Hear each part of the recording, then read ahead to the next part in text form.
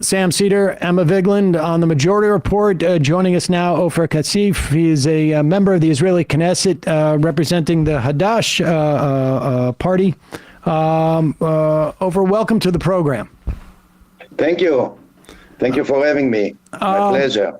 And I guess, I don't know, congratulations on surviving the vote the other day. Why don't you first tell us why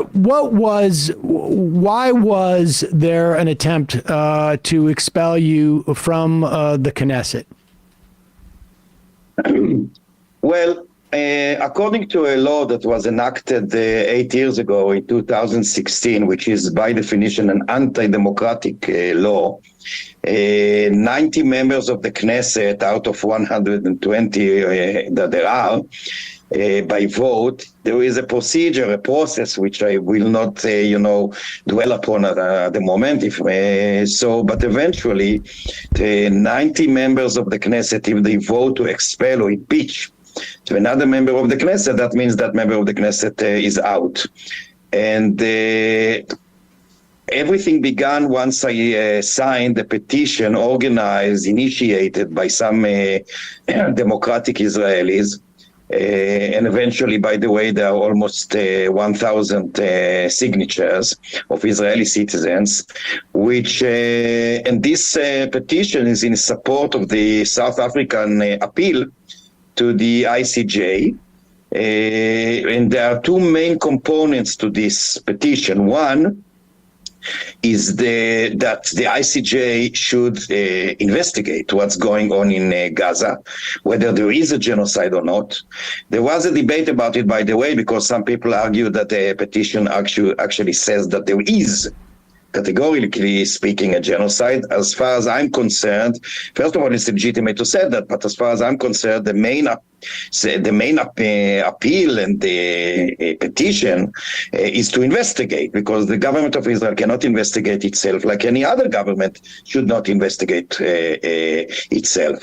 So this is one thing. And the other thing is calling the ICJ to order the government of Israel to stop the war. And in my view, that's the most important thing in order to save lives and stop the bloodshed, primarily of Palestinians who are killed by tens of thousands, not to mention the destruction and the injured, the lack of the starvation, the lack of water, medicine, hospitals, etc. But also in order to save the lives of Israeli soldiers and Israeli hostages who've been neglected by the government, not to say sacrificed by the government on the altar of its own survival.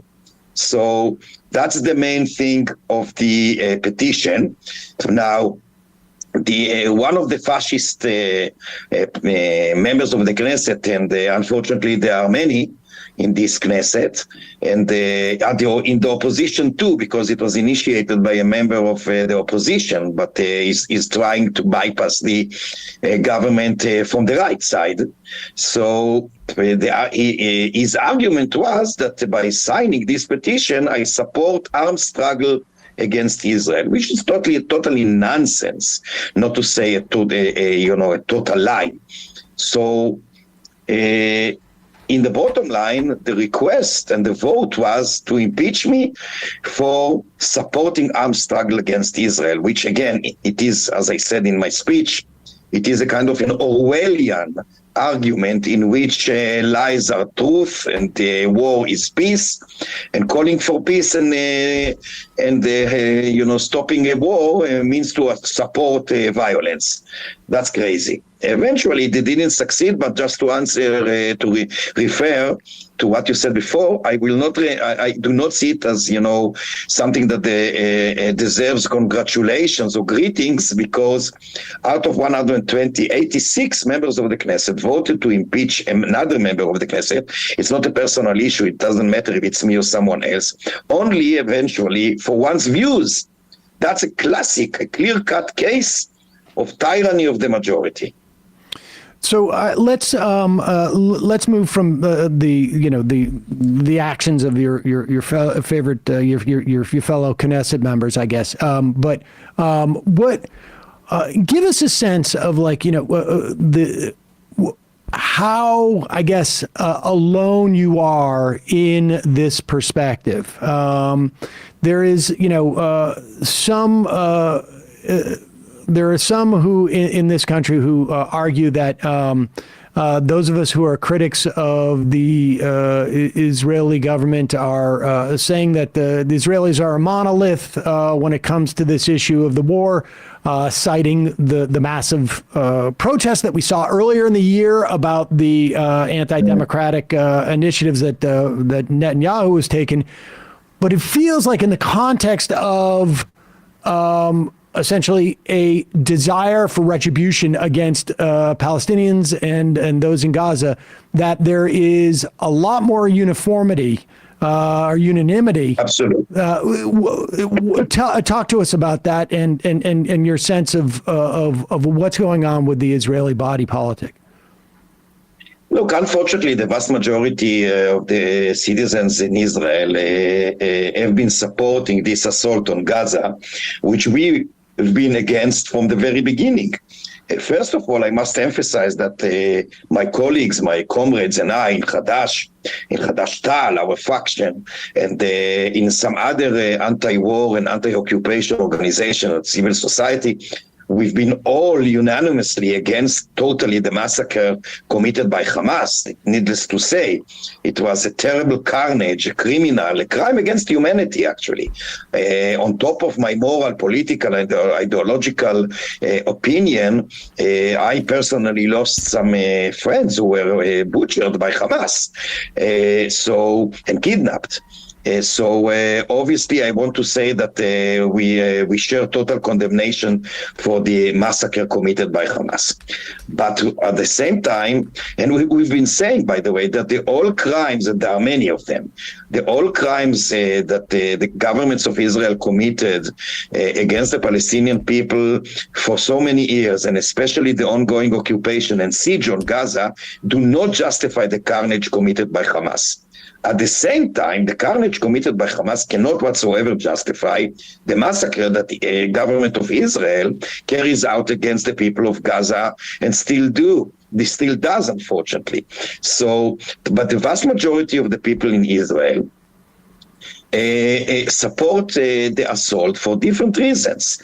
Some of them because they still carried out by senses of revenge and hatred and sometimes pain. And they are actually dominated by those feelings because everybody shares the pain and even rage. But we do not allow those emotions to control or dominate us. We cling to our rationality. Unfortunately, the government of Israel, which is, let's say it very frankly and bluntly, this is a fascist government. And they've been using cynically the terrible carnage that Hamas committed as an excuse to wage this assault against the people of Gaza, and by that, to mobilize the public opinion to side with the government. The coup d'etat, the fascist coup that the government tried to pursue before the massacre, under the sugar-coated term judicial reform, is on now, but by other means. They've been cynically exploited the carnage Hamas committed in order to continue with their fascist coup. And you can see it by the attitude towards the people of Gaza, but also the ethnic cleansing that goes on in the West Bank, and the total limitation and sometimes even total elimination of basic civil rights within Israel. Do you know, for instance, that since 7th of October, it's totally forbidden to demonstrate against the war, not perish the thought in support of Hamas, of course not, nobody does, but to demonstrate in Arab cities and villages within Israel, not in the occupied territories, within Israel, it is totally forbidden and prohibited to demonstrate in Arab villages and citizens against the war and for peace. It is not only a decision made by the police, it was upheld by the Supreme Court, this liberal Supreme Court, as it were, that we, like others, went out to demonstrate in order to defend it from the coup that the government tried to pursue before the massacre of October 7. So it's totally forbidden. Arabs are not allowed actually to demonstrate against the war and for peace, including people, by the way, that their relatives are killed in Gaza. They are not allowed. We are not allowed. Even when we could demonstrate in the city of Haifa, which is a mixed city, there are Palestinians and Jews who live there. We were totally limited. We could not shout the slogans as we wanted. We could not raise the placards that we wanted. We were limited to 700 people. We couldn't march. We were compounded to a specific area without marching. The police brutally attacked some of the demonstrators for different placards they carried. And this is only the tip of the iceberg. People have been arrested and interrogated for tweets and posts that called to stop the war and expressed empathy for the people of Gaza. People lost their jobs and their studies at the university for the same things. So my persecution by the majority of the members of the Knesset is just part of a wider attitude goes on in Israel, which I refer to as a process of a fascist dictatorship.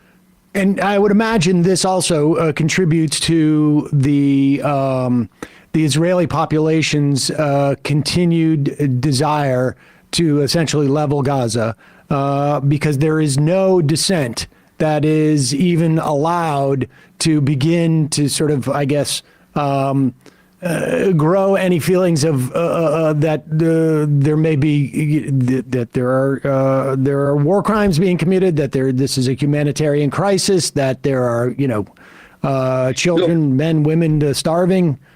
I must say that the Israeli society is very polarized.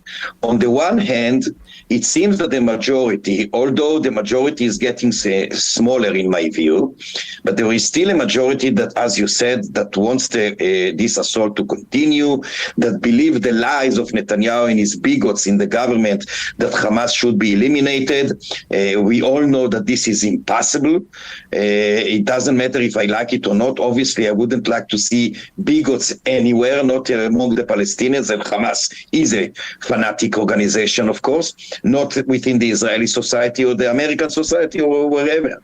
But we know that it's unrealistic. It is used as a slogan by Netanyahu and his thugs in order to find a reason to continue with the war, solely in order to keep Netanyahu and his government in power. But why did I say that that the society is polarized? Because there are many people that protest against the war with all the limitations and the problems. There are many thousands of people who go out, especially during Saturdays evenings, to demonstrate against the ongoing war, calling to release the hostages because they are dying there. As I said before, apart from the terrible death toll and destruction in Gaza of Palestinians, the Israeli hostages have been totally neglected and sacrificed by this government. And many people, including families of victims, of Israeli victims, some of them were killed, some of them were kidnapped, they also go out to demonstrate against the war in order and calling to release the hostages and to stop the carnage. And the police is very brutal. Last Saturday, 2 days, 3 days, just 3 days ago, there was a very big, thousands of people marched in the streets of Tel Aviv, including families of hostages and of the people who were murdered by Hamas, against the war, calling to stop the war, to release the hostages, etc. The police brutally attacked them. They attacked them with horses and with bats, and then, very violently, because they actually do what Ben Gvir, this fascist, racist scum of the earth, they follow his instructions, and they do whatever he likes, although legally is not allowed to order them how to behave on the ground. but practically it does, and they follow, and they just beat and arrested more than 20 people, including relatives of hostages and victims. And so the polarization is here, and many people, Jews and Arabs, go out to the streets to demonstrate to stop the war and release the hostages and stop this terrible, destruction. And Gaza is on rebels, and we all know that. Rebels, and sorry. What is the level of understanding in Israeli society, from your estimation, about the conditions in Gaza now and before October 7th in terms of 50% unemployment, mass malnutrition, and now starvation? Because to me, as you say, I do see these demonstrations. I see them. A lot of them are focused on the hostages, which makes sense. But what about the, now 25 times more Palestinians, now that we're near 30,000, who have been killed? Is that the central focus? I mean, where's the level of empathy within Israel? Part of the polarization refers to that. I mean, I'm afraid that you're totally right, and many, perhaps most of the demonstrators who call to stop the war do that because they are worried about the hostages, like I do. I keep in touch with the families of the hostages. I know some people who are kept there, and I don't know what their condition is. So I do, of course, sympathize and empathize. But at the same time, obviously, I'm totally against this assault on Gaza, because we all know, as you mentioned, the death or the starvation and all those crimes that go on in Gaza cannot be tolerated, to say the least. I mean, shocked that the international community, primarily Biden's administration, don't do anything to stop that because they can. So, and this was part of my signature on the petition. But there are still thousands of people in Israel who are worried about the Palestinians too. And I'm talking about not only relatives of the Palestinians who live there, or Palestinians in general, because as you know, the Palestinians constitute about 21% of the citizenry in Israel. Not only them, but thousands of Jews as well. Not enough. Far from being not only a majority, but even a significant minority. But still there are. I give you two examples. Two good friends of mine, which I admire and salute them more than I can say. One of them, his parents, both parents, were murdered by Hamas. Another lost his son, who was killed by Hamas. And they are both very active against the occupation and against the assault on Gaza, not only though also, of course, because they are worried, like all of us, about the hostages, but also because they care about the lives and well-being of the Palestinians. And I salute them. They haven't lost their humanity, although they lost their dearest, parents and son. What more than that? And they are not alone. There are many like them. And by the way, they are attacked, even physically, not only by the police, but by rightist thugs, literally sent by Netanyahu and his companions in the government. What? I mean, I talked, if I may, if I can, just if you allow me. Sorry, because it's painful for me. So I hope you understand that I really want to get it out of my heart. Someone who lost his daughter. She was 26 years old. She was butchered by Hamas in this party. She went to party. She was killed by Hamas. And her father told me just the other day, it was yesterday or the day before. Yesterday. He told me that he gets messages from followers of Netanyahu, Ben Gvir, etc., who tell him, we hope that your daughter was raped before she was killed. That's the situation in Israel now. And I'm not talking about one or two persons, we are talking about hundreds. And they are not only tolerated by this criminal government, they are literally sent by some of them.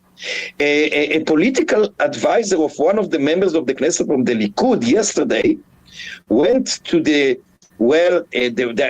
are few tents by the Knesset of those families.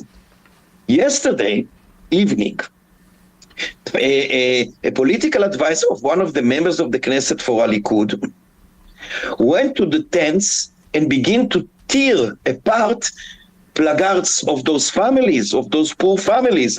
Those things go on a daily basis, and I want you to remember that the violence is on a rise, and the violence it comes from the right towards the left mainly.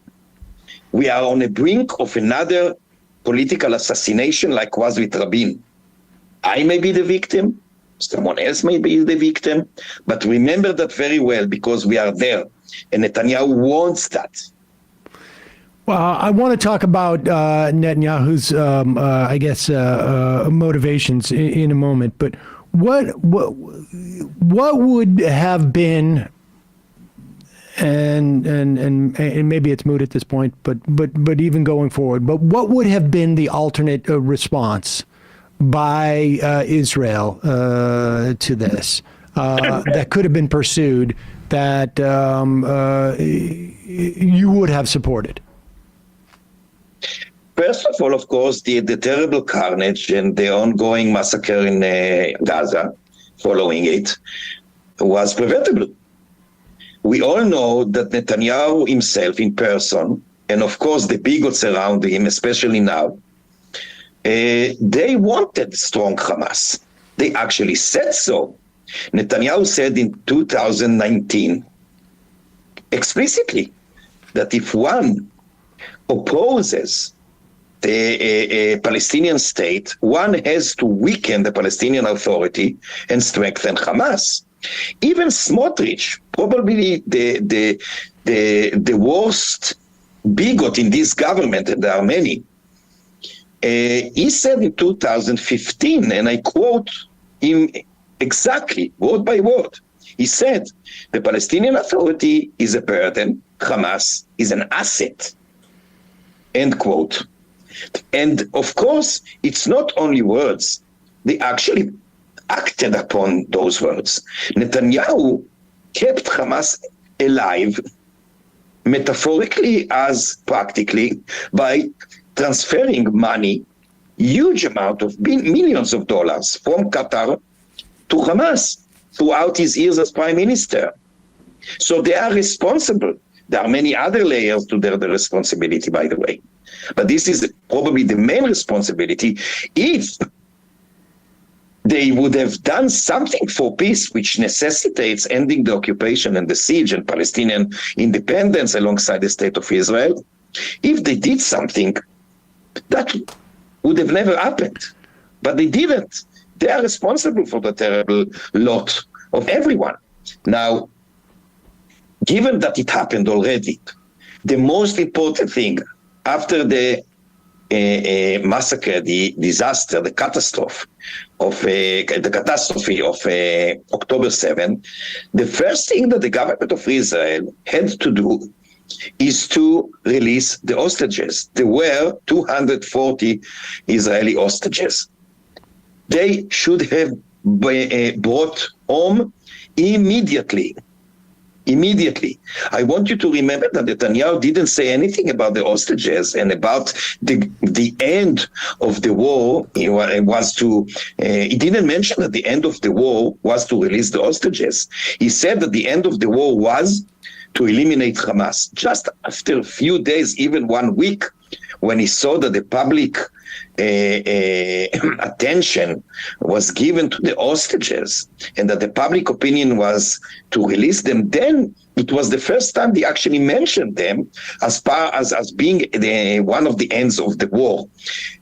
So that means that shows and proves that his priorities are totally different from what we would have expected from a humane person, And but that was the first thing, and of course, in order to prevent such disasters from happening again, there's only political solution, no military solution whatsoever. Everybody should accept that the fanatics should be, isolated on both parties. No other way. What talk to Netanyahu's incentives here, because we know that he is, facing criminal charges, and that those charges obviously can't go forward, at least with the speed and the intensity as they would if Israel was not engaged in this assault on Gaza. Speak to his incentives, if you could. There are two main incentives which are connected. First, as you implied correctly, he is terrified of prison. He's a chicken shit, sorry for the words. No, don't apologize. He's a coward. He's a coward. He is terrified of prison, and he knows that if the trial goes on, he will find himself behind bars, and justly so. He's a crook, to say the least. Now, he will do whatever he can in order to stay out of prison. He's ready to sacrifice everyone, including the Israelis. That's the reason, by the way, that I emphasize all the time that our struggle is not against the Israelis, it's against the government of Israel, because the government of Israel turned itself to be the main enemy of the Israelis and the people who live in Israel. The government is our enemy. Because Netanyahu, for his own interests, to stay out of prison, he has been doing everything at the expense of Palestinians for sure, but of Israelis as well. And at the expense, by the way, of his allies in the United States, including the president, who may, pay the price of losing his presidency only for Netanyahu. That's crazy. I simply cannot understand the sanity behind it, because there's none. Well, we can't understand it either. Oh, sorry, go on. Yeah. So in order to stay in power, he pays whatever the most terrible bigots in his government actually want him to do. Including, for instance, there's still the danger of Israeli invasion to Rafah, which is going to be a terrible carnage. Yeah. So, and nobody stops him. And we all pay the price. Well, supposedly there is going to be a reckoning, and certainly there was more talk of this a couple of months ago. But do you have a sense, has there been much discussion within the context of the Knesset or amongst in various circles in Israel, how this this attack on October 7th was able to take place in what we, had been led to believe in this country was like the epitome of technological security. I mean, what were the factors that allowed that to happen? Because it at the very least, it's obviously a massive failure. But I wonder how that's been discussed, because it certainly plays into the incentive structure for Netanyahu. Sure, exactly. Look, the main fiasco, the main failure is of Netanyahu in person and the government. It is a political strategic failure, not a tactical one. Now, but of course, in addition to that, there were some failures, technologically speaking. There was a overlooking by some chief generals, etc., from messages and warnings that came from below, from lower ranking soldiers. But that's as much as it is important, and it is marginal in comparison to Netanyahu and the government's decisions. And for instance, not too long before the massacre of October 7, Netanyahu moved 32, I think, military units from the border with Gaza to the West Bank in order to defend illegal settlements and outposts. And so this is, of course, a political and a tactic failure. But the main thing is a political one. And of course, the transforming of those units from the border with Gaza to the West Bank was driven by political things. It was mainly political, because they see the settlers in general, and the more bigger the settler is, so even more so, as the main asset of this government. There are few classes among the citizens of Israel. And number one, the so-called the nobility, quote unquote, of course, are the settlers. They get whatever they like. Even now, with the economic situation in Israel is so dire, given the war and the situation, even the new budget, a massive amount of money, 1 billion shekel, went to the useless office of a settler, or Itztruk, whose office has nothing to do really. That amount of money went to the settlements at the expense of those thousands and thousands of people who lost everything in the south of Israel and are literally refugees in their own country, and also thousands of people in the north that had to be evacuated from their houses and their cities and villages because of the missiles from Hezbollah. They hardly got anything from the government. The vast majority of the budget goes to the settlements. They continue with the same attitude. And I'm afraid that the next disaster just around the corner.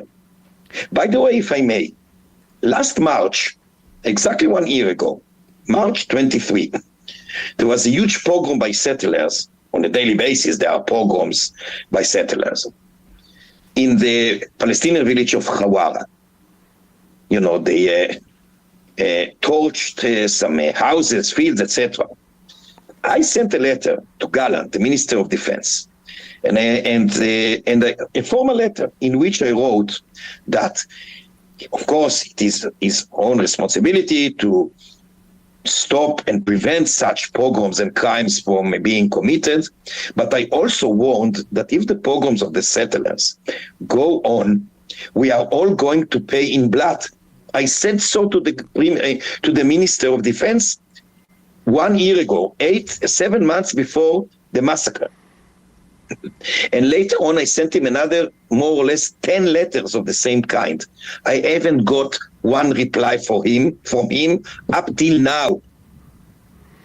That shows you how it works. Yes, and I mean the fact that there are extremist settlers in high positions of power within Netanyahu's war cabinet, I think, speaks to the privileging of these settlers, as you say.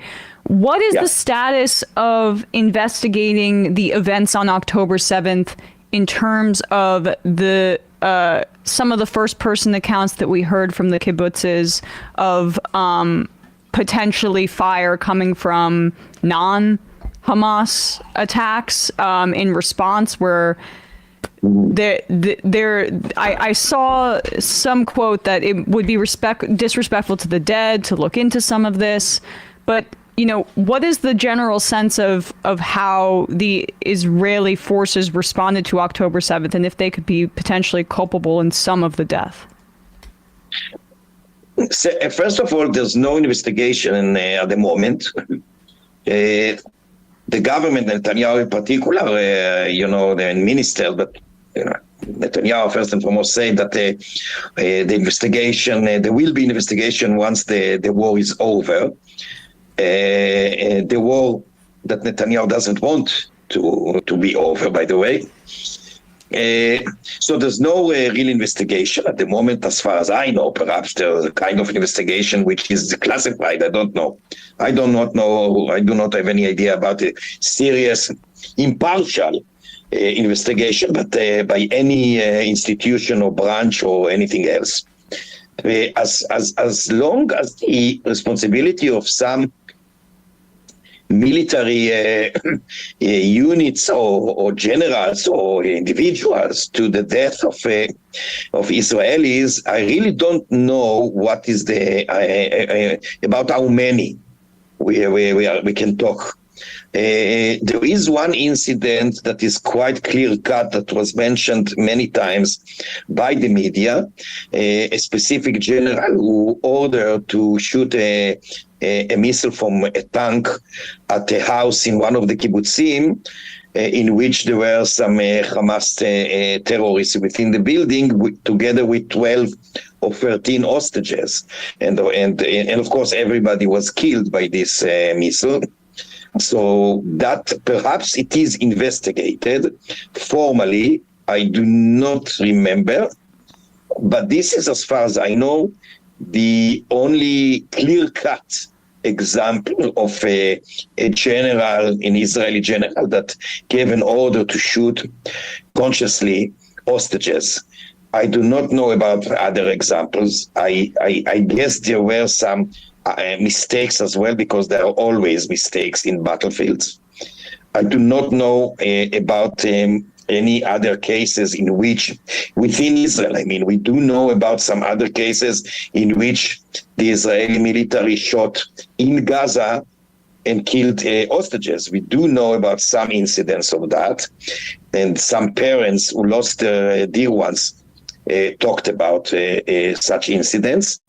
But as far as October 7 itself is concerned, and the temporary occupation of kibbutzim, etc., by Hamas within the borders of Israel, as I said, I have no idea apart from this specific incidents that was published. I want to ask you about Israeli society pre-October 7th. In the characterization of it, we've definitely heard Israeli officials or former Israeli officials refer to it as an apartheid system. What is your sense of that, and explain why or why not you would consider it an apartheid system for people who aren't familiar with the dynamics in Israel? According to the definition of apartheid by the Rome Convention and some other resolutions, it is obvious. Obviously, there is an apartheid system in the West Bank, and even in East Jerusalem, because there are literally and formally two systems of laws, and discriminatory one, of course. So, by definition, again, according to the Rome Convention, especially, which, as far as I remember, gave the most profound definition of apartheid, there is apartheid goes on in the West Bank for many years, not only under this government, under other governments. By the way, it's ironically the former government failed specifically because they wanted to cling to the apartheid system. And if you would like me to explain in further detail, please. I will. But so the former government, which called itself, in retrospective, perhaps I can say, I cannot say cynically, but anyway, it doesn't matter. But the former government wanted, or let's begin another way. There are two systems, even more than two systems of laws in the West Bank. In general, the Palestinians are subjected to military rule and laws, including, for instance, courts. And the Israeli Jews who live in the West Bank as settlers, they are subjected to civic law and courts. And this is only the tip of the iceberg. There are places in which Jews are allowed to enter, Palestinians are not. There are even specific roads, to Palestinians separately than for Jews. And by the way, as you remember probably the very famous verdict of the court in the United States in 56 or 53, the Brown versus Board of Education. So remember, the court in the states dictated that, or ruled that there's nothing like separate but equal. Right. So same here, of course. So so there is an apartheid. The apartheid goes on for sure. Now, according to the Israeli law, every 5 years the Knesset has to renew those regulations of apartheid. They are formally entitled the Judea and Samaria regulations or rules. I prefer to call them the rules of apartheid. Every 5 years, they must be renewed by the Knesset. And in the last Knesset, the coalition didn't have the majority to renew those rules because one member of the coalition refused to vote in favor of the extension of those rules. So if they stayed in power, those rules would have been revoked automatically. The only way to renew those rules was by dissolving the Knesset. So the government preferred to dissolve itself in order to keep the apartheid rules. Because otherwise, had those rules expired, the Palestinians living in the West Bank would have been subject to civic laws. No, quite the contrary. Quite the contrary. The settlers would have been subjected to military rules. And by the way, that meant that members of the Knesset and ministers of the former government who are settlers would have not been able to be members of the parliament and the government because they would have been referred to as aliens.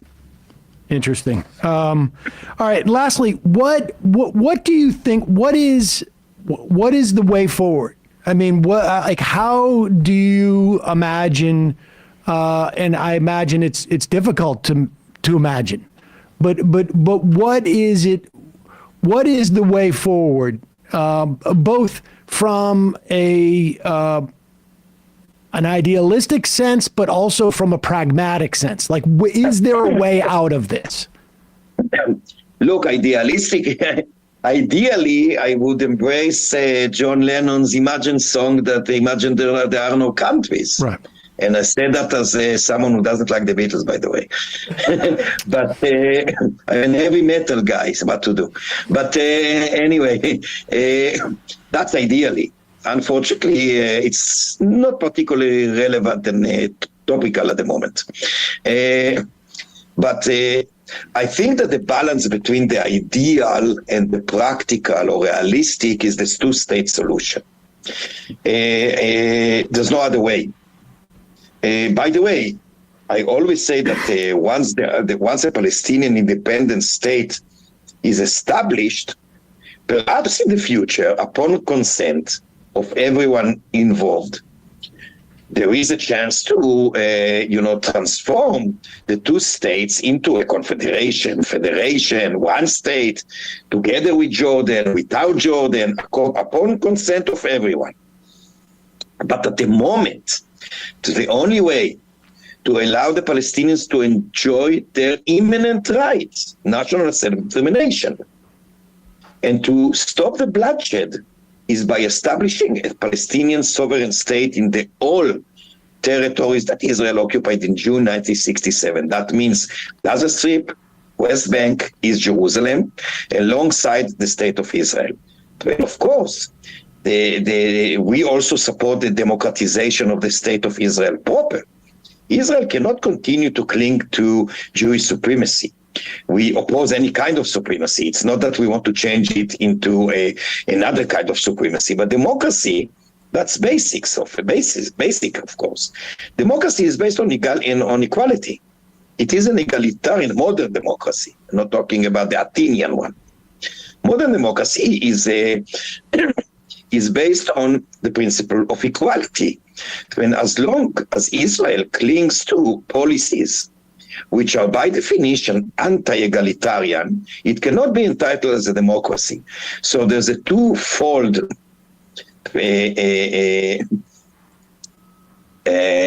future that should be realized. To two states and democratization of the state of Israel for the sake of both peoples. The Israelis and the Palestinians, Arabs and Jews, we are all entitled to live in security and prosperity. No way to achieve that as long as occupation and racism dominate. That's well said, and we should say, like, that realistically probably has an asterisk. We just had the Knesset, my understanding is, vote against the idea of 99 out of 120 members of the Knesset voted against the apparent one-sided recognition of a Palestinian state, and I emphasize that it is an apparent one or seeming one, because it's not something like that really doesn't exist. But it shows that those who pretend to be an alternative to the fascist government of Netanyahu are not exactly an alternative. Ofer Cassif, member of the Israeli Knesset, representing the Hadash coalition. Thank you so much for your time today. Really appreciate it. Thank you so much. And my pleasure. And good Thank luck. We appreciate your the work you're doing and the courage it takes. We keep doing that. All right. Thank you so much.